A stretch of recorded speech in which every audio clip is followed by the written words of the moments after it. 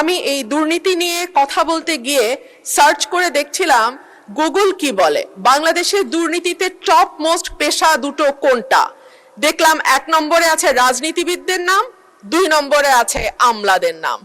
কোন রাজনীতিবিদ যখন পেশা হিসাবে লেখেন রাজনীতি, তখন আমি সঙ্গত কারণেই খুব অবাক হই।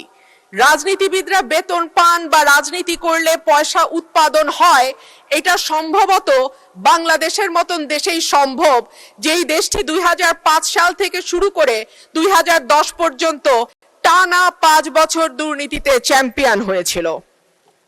মাননীয় স্পিকার, আমরা বিগত সরকারের আমলে ছাগল কাণ্ড দেখেছি, বালিশ দুর্নীতি দেখেছি, রূপপুর পারমাণবিক বিদ্যুৎ কেন্দ্র নির্মাণের সময় যে ভয়াবহ দুর্নীতি হয়েছে সেটাও দেখেছি।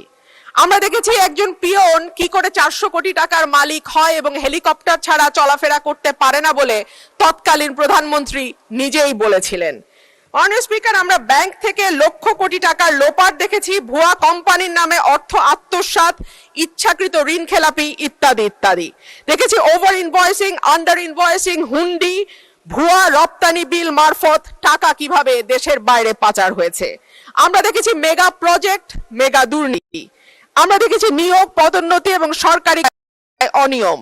স্বাস্থ্য খাতে মিঠু সিন্ডিকেটের দৌরাত্ম্যের কথাও কম বেশি আমরা জানি।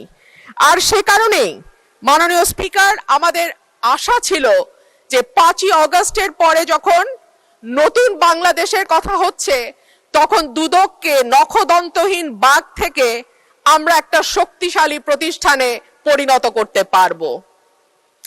অন্তর্বর্তীকালীন সরকার প্রস্তাব দিয়েছিল, অধ্যাদেশ তৈরি করেছিল, দুর্নীতি দমন কমিশন সংশোধন অধ্যাদেশ 2025। মাননীয় স্পিকার, এই সরকার ক্ষমতায় আসার পর 100-র উপর অধ্যাদেশ আইনে পরিণত হয়েছে, কিন্তু দুর্নীতি দমন কমিশন সংশোধন অধ্যাদেশ আইন করা হয় নাই।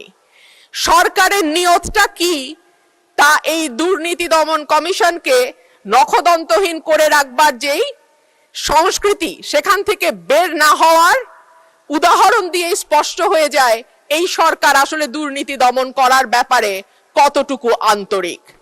মাননীয় স্পিকার, দুদককে শক্তিশালী করা হলে কেন সরকারগুলো ভয় পায় কিছু কিছু আমরা বুঝি। সরকারে সরাসরি যুক্ত, আমাকে 1 মিনিট বাড়িয়ে দেবেন মাননীয় স্পিকার। সরকারে 1 মিনিটে আপনি সমাপ্ত করুন। সরকারে সরাসরি যুক্ত থাকে রাজনীতিবিদরা এবং পরোক্ষভাবে যুক্ত থাকে আমলারা। সেই কারণেই দুর্নীতি দমন কমিশন যদি শক্তিশালী হয়ে যায়, তখন রাজনীতিবিদ এবং আমলাদের জন্য খুব ভালো খবর সেইটা নয়।